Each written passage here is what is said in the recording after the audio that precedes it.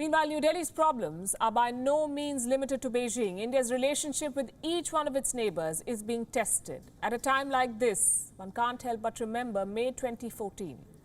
Almost every leader from India's neighborhood was in New Delhi. They had come to see Prime Minister Narendra Modi take oath of office in his first term. Afghanistan, Bhutan, Sri Lanka, the Maldives, you name the country, the leaders were there. It was unprecedented. Even Nawaz Sharif from Pakistan was in the audience. No previous Prime Minister of India had managed something like this. This was diplomacy at its finest. And it only seemed to improve in the years that followed. In its first term, this government devoted a considerable amount of time to strengthening ties with the neighborhood. SAARC was priority. Neighborhood first became the rallying call. The Prime Minister made multiple visits. He built up a personal rapport with almost all neighboring leaders. That was 6 years ago. What has all of this personal, diplomatic, even financial investment come to? Is India's diplomacy losing to China's checkbook? It appears so if you look at India's neighbors today. Although to be fair, this is a slow game and there's always more than meets the eye. But right now, what meets the eye is not a pretty sight. Let me give you some examples. Nepal, a country which shares more with India than the border. Political history, culture, religion, relationships. But the Nepalese leadership wants to junk all of this for China. First, Kathmandu mobilized public opinion against India. Then it fixed its map, redrew its boundaries. Comrade Oli had too many complaints when it came to India, but he remained blind to Chinese threats. His bubble has now been burst. Manufactured anti-India sentiments have given way to real anti-China sentiments in Nepal. First, there were anti-government protests. Now, lawmakers in Nepal are speaking up. Nepali Congress, the principal opposition party in the country, has tabled a resolution on Chinese encroachment.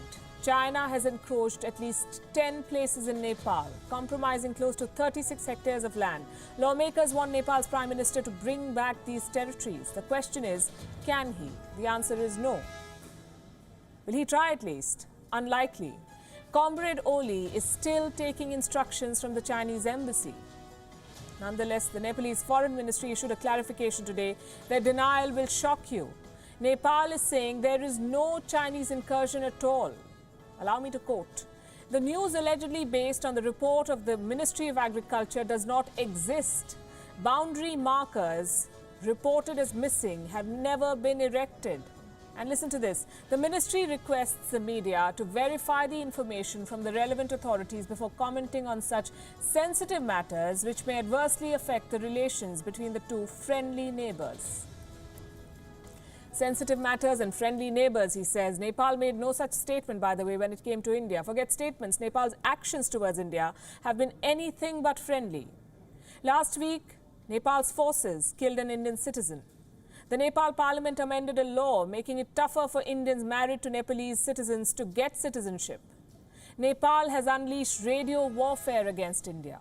Anti-India songs and commentary are a regular affair on Nepal FM. If Nepal's actions are shocking, listen to what happened with Bhutan. Yes, Bhutan. Bhutan has stopped irrigation water for Indian farmers. Remember the Doklam standoff happened in 2017 because India stood up for Bhutan against China. And now this. Now Bhutan has stopped releasing channel water for Indian farmers in the Baksa district of Assam. And this is no ordinary move.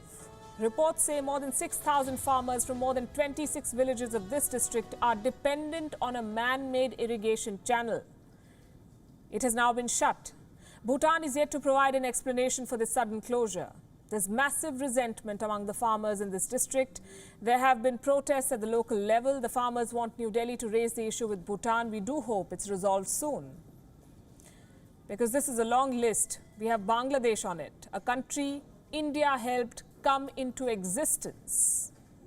The government of Sheikh Hasina in Bangladesh is still friendly towards India, but it's slowly drifting towards China, or Chinese money to be more precise. Beijing has offered Dhaka tariff exemption on 97% of exports from Bangladesh.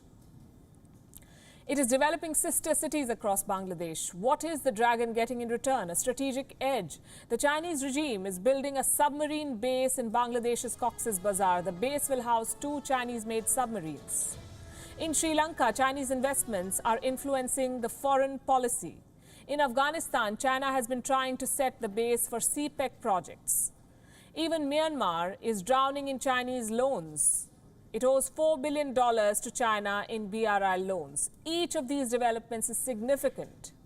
And they tell you a lot about China's long march into India's neighborhood and the traditional sphere of influence. They also tell you how New Delhi's geopolitical challenges are growing. While India says neighborhood first, the neighbors may be saying China first.